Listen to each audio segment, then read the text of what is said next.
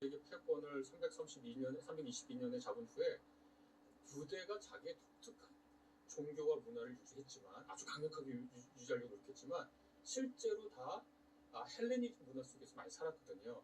예를 들면 우리나라 1980년대 네. 학생운동하면서 화염병 던지면서 미제국주의에 대한 공격을 하지만 친구한테 꼭 코카콜라 마시거든요. 그러니까 문화적으로는 청바지를 입고 미국 산물이 그다음에 코카콜라를 마시면서 화염병을 미 대사관에 던지거나 거기서 시위를 하잖아요. 네. 이것처럼 유대인들도 헬레니즘 문화에 대해서 아주 강력하게 반격한 사람도 있지만 동시에 헬레니즘 문화라고 하는 것은 워낙 강력하기 때문에 동화되어 있는 상태예요. 그래서 1세기 유대교, 예수 시대의 유대교는 이미 헬레니즘화된 유대교입니다.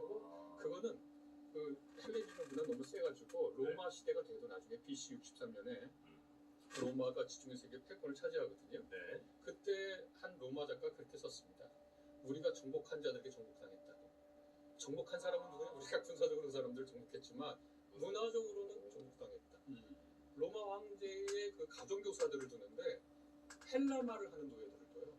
그러니까 그 과외 선생님 둬가지고 헬라말을 배워야 지식인이고 그 다음에 라틴어가 원래는 로마가 보잘것없는 도시였기 때문에 라틴어가 풍요롭지 않았다고요. 근데 어떻게 풍요로워졌냐면 그리스 말을 라틴어로 번역한 그리스 위대한 작품들을 라틴어로 번역하면서 여기에 상응하는 말도 만들어지고 이러면서 라틴어가 자체가 아주 부유해졌습니다. 그 다음에 라틴 세계 최고의 그 문학 작품이라고 하는 베르길리우스, 영어로는 버질이라고 하는데 베르길리우스의 아이네이스 같은 것도 다 사실 그리스의 어떤 위대한 작품들에게 영감을 받죠. 그러니까 이 헬레니즘 문화라고 하는 것이 대단한 겁니다. 그래서 유대교도 그 안에 있었고 그때 헬레니즘 세계에 있는 이 사후 세계의 얘기들, 영혼에 대한 이야기들이 유대교 내에도 자리 잡게 되죠.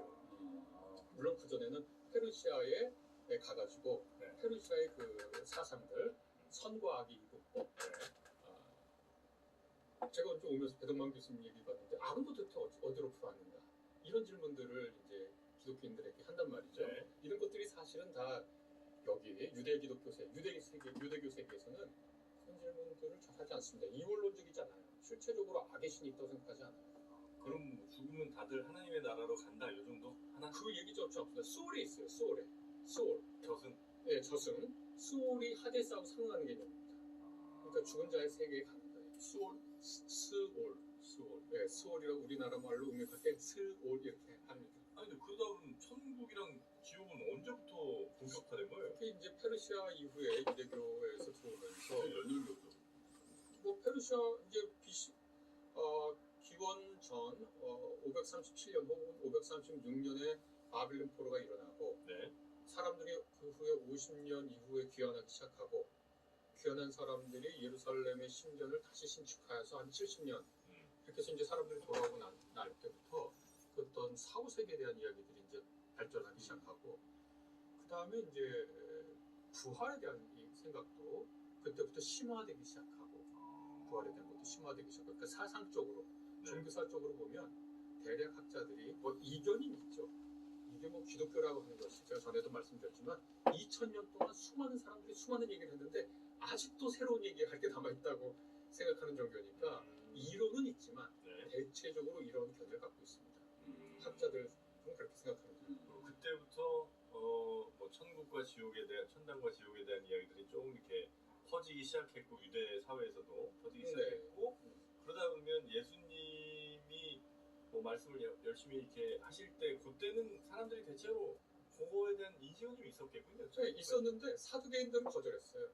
아 그래요? 그 주요한 정권 우리로 따지면 여당이죠 여당. 여당되는 쪽의 정파 사람들은 사후 세계가 뭔 말이냐? 모세오경 봐라. 모세오경의 사후 세계라는 얘기가 어딨냐?